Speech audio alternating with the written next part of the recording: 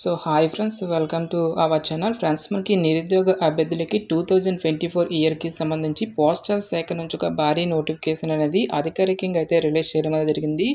ఈ యొక్క నోటిఫికేషన్ ద్వారా టోటల్గా మనకి 44,000కి పైగా వేకెన్సీస్ని రిక్రూట్మెంట్ అయితే చేయడం జరుగుతుంది. ఓన్లీ మీ వద్ద 10th క్లాస్ క్వాలిఫికేషన్కి సంబంధించిన సర్టిఫికేట్ అనేది ఉంటే సరిపోతుంది.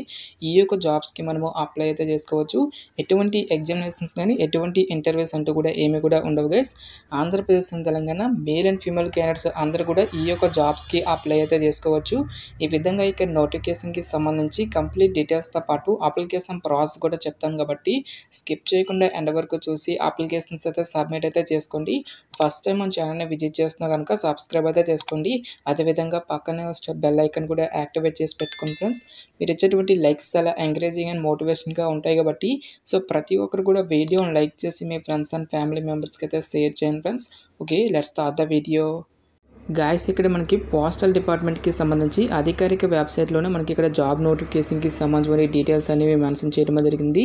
ఇక్కడ మనకి GDS online engagement schedule July 2024 number of post 44,228 vacancy అని చెప్పేసి ఇక్కడ మనకి క్లియర్గా మెన్షన్ చేయడం జరిగింది. ఈ యొక్క నోటిఫికేషన్ ద్వారా టోటల్గా మనకి 44,000కి పైగానే వేకెన్సీస్ని రిక్రూట్మెంట్ అయితే చేస్తున్నామని చెప్పేసి ఇక్కడ మనకి వారి యొక్క వెబ్సైట్లోనే మనకి మెన్షన్ చేయడం జరిగింది. సో మనకి ఇంపార్టెంట్ డేట్స్ విషయానికి వచ్చినట్లయితే కనుక సో మనకి ఇవాళ నుంచి అప్లికేషన్ ప్రాసెస్ అనేది మనకి స్టార్ట్ కావడం అనేది జరిగింది గైస్. ఇక లాస్ట్ ఇయర్ విషయానికి వచ్చినట్లయితే కనుక ఆగస్టు 5th వరకు కూడా ఈ యొక్క రిక్రూట్మెంట్కి ఆన్లైన్లో అప్లికేషన్స్ అనేవి సబ్మిట్ అయితే చేసుకోవాల్సి అయితే ఉంటుంది. సో ఇక పోస్ట్కి సంబంధించి నోటిఫికేషన్స్ అనేవి మనకి కావాలనుకున్నట్లయితే కనుక ఇక్కడ మనకి నోటిఫికేషన్ అని చెప్పేసి లెఫ్ట్ సైడ్ కార్నర్స్లో మనకి ఇక్కడ క్లియర్గా ఇవ్వడం జరిగింది.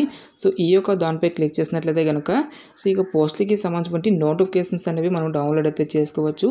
నెక్స్ట్ మనకి సర్కిల్ వైజ్గా కూడా ఏ స్టేట్ వరకు ఎన్నెన్ని వేకెన్సీ అనేవి కేటాయించే డీటెయిల్స్ అన్నింటినీ కూడా మనం క్లియర్గా అయితే చెక్అవుట్ అయితే చేయొచ్చు గైస్.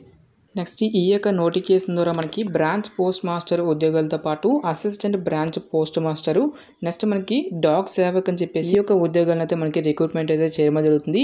సో ఇక పోస్ట్లకి సంబంధించి జాబ్ ప్రొఫైల్తో పాటు చేయాల్సినటువంటి వర్క్ డ్యూటీస్ అనేవి ఏ విధంగా ఉంటాయి, నెక్స్ట్ యొక్క రెస్పాన్సిబిలిటీస్ని కూడా మనకి ఇక్కడ నోటిఫికేషన్లోనే క్లియర్గా మెన్షన్ చేయడం జరిగింది.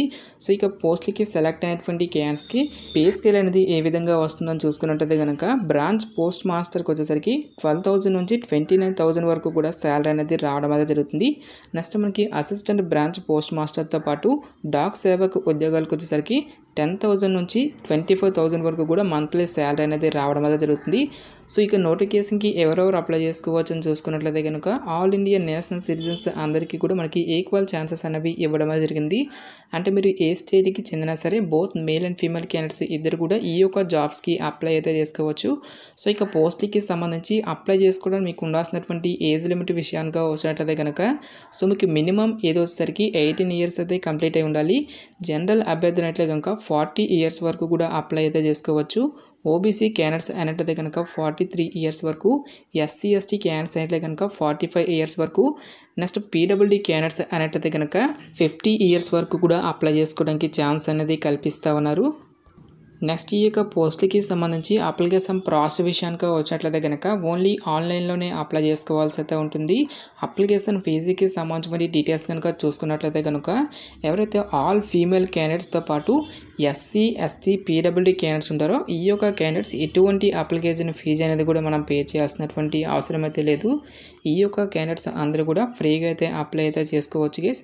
సో రిమైనింగ్ కేటగిరీకి చెందినటువంటి క్యాండిడేట్స్ అందరూ కూడా 100 rupees అప్లికేషన్ ఫీజు అయిన దాన్ని ఆన్లైన్లో పే చేయాల్సి అయితే ఉంటుంది.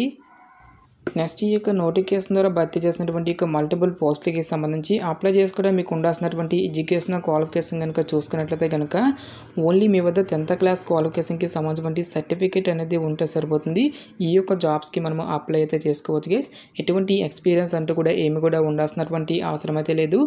దీంతో పాటుగా మీరు ఏ స్టేట్కి అయితే అప్లై చేస్తున్నారో ఒక స్టేట్కి సంబంధించిన లోకల్ లాంగ్వేజ్ అనేది కూడా మీకు డెఫినెట్గా అయితే వచ్చి ఉండాల్సి అయితే ఉంటుంది.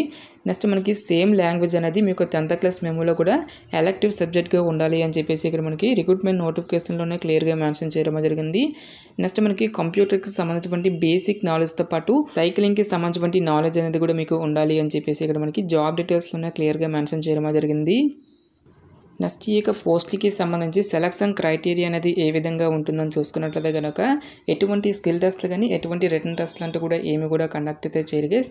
ఓన్లీ మీకు 10th క్లాస్ క్వాలిఫికేషన్‌లో వచ్చేటువంటి మార్కుల్ని పరిగణలోకి తీసుకొని అభ్యర్థుల్ని షార్ట్ లిస్ట్ చేసి ఒక మెరిట్ లిస్ట్ అనేది మనకి ప్రిపేర్ అయితే చేయడం జరుగుతుంది. సో ఇక మెరిట్ లిస్ట్‌లో ఎవరికైతే పేరు ఉంటుందో సో ఆ యొక్క క్యాండిడేట్స్‌కి ఫర్దర్‌గా మనకి డాక్యుమెంట్ వెరిఫికేషన్ అనేది చేసి ఈ యొక్క పోస్ట్‌లకి ఎంపిక అయితే చేయడం జరుగుతుంది.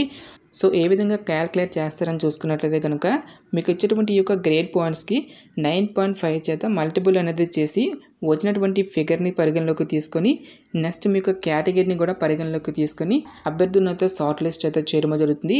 సో ఈ విధంగా మనకి ఈ యొక్క మార్క్స్ అనేవి క్యాలిక్యులేట్ అయితే చేయడం జరుగుతుంది.